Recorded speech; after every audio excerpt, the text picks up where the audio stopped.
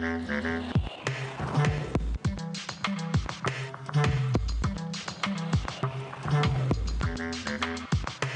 parole à Monsieur Philippe Bas.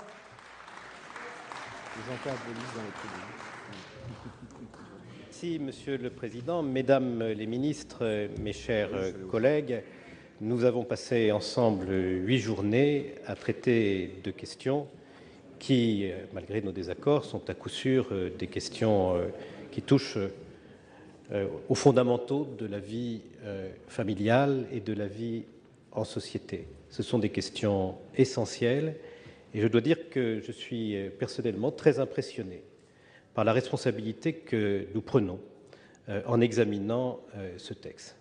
La famille a subi des coups de boutoir, c'est une évidence, au fil des décennies, mais elle résiste, heureusement.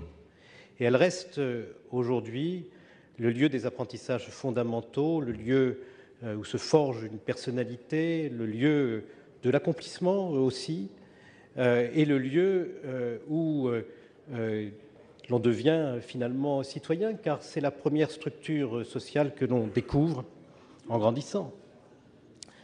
Les questions que nous touchons sont aussi des questions qui touchent à l'intimité la plus grande de tout être humain, son aspiration fondamentale à aimer, à trouver l'être aimé, à construire avec lui une vie commune dont on espère toujours qu'elle durera toute la vie, et sans doute aussi, à travers cette vie commune, l'espérance fondamentale qui est dans notre cœur, que des enfants puissent survenir et que l'amour que l'un et l'autre se portent, je parle des deux adultes, va se traduire par un amour donné à l'enfant qui va lui permettre de grandir dans les meilleures conditions. Et donc, quand nous parlons de tout ceci, la polémique, naturellement, doit être bien loin. Et l'exigence de prudence doit s'imposer à nous. Je crois que les uns et les autres, nous avons à cœur de considérer que la loi doit apporter des réponses aux problèmes qui se posent dans la société. Et parmi ces problèmes, il y a effectivement l'expérimentation d'une nouvelle forme de famille que les intéressés ont eux-mêmes qualifiée d'homoparentalité, sans doute pour souligner que cette forme de famille est effectivement une forme spécifique de famille. Et ce n'est pas manquer d'égard pour toutes ces familles que de le dire. Mais puisque c'est une forme spécifique de famille, la question se pose de savoir si le meilleur cadre que nous puissions lui offrir, c'est celui qui a été prévu pour toutes les autres formes de famille. Pourquoi pas? Le débat méritait d'avoir lieu. Nous pensons fondamentalement que ce n'est pas une bonne chose. Nous pensons que l'homoparentalité doit se construire en vérité. Et nous pensons que nous ne la construisons pas en vérité en utilisant pour la construire le cadre du mariage avec toutes ses conséquences en termes de filiation, parce que les règles du mariage, du divorce, de la filiation n'ont pas été établies pour permettre à ces familles de s'épanouir, de s'accomplir, de grandir, de trouver la stabilité qu'elles ont besoin. Il y a au cœur de cette transposition des conceptions qui me paraissent fausses. Je le dis peut-être d'une manière brutale, mais je peux l'expliquer.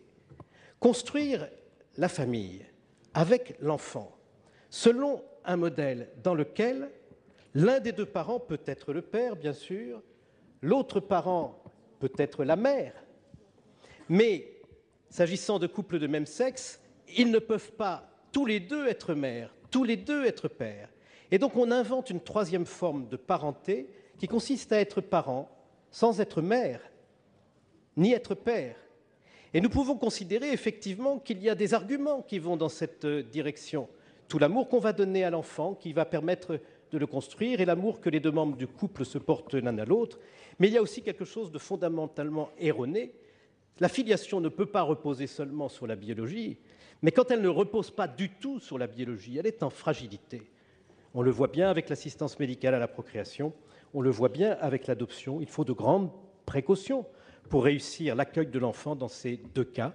Mais quand on n'a ni l'altérité sexuelle, ni le lien de la biologie pour construire une famille, alors il faut reconnaître qu'il y a un père ou une mère mais qu'il n'y a pas de père ou de mère. Et c'est à cause de cette différence fondamentale de point de vue que nous avons proposé l'union civile et que nous refusons le mariage des personnes de même sexe, l'adoption, l'assistance médicale à la procréation et naturellement la gestation pour autrui, qui sont un ensemble.